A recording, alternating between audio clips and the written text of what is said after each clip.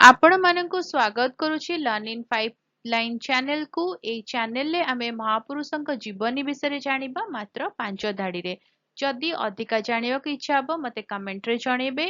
तांको विषय रे आमे लंबा एसे नेकी आसीबा। आउ जदि वीडियो भलो लागिबो सिखी हबो ताहाले चैनल को सब्सक्राइब करिवे, वीडियो को लाइक करिवे, आउ वीडियो को अन्य मनक सहित शेयर करिवे।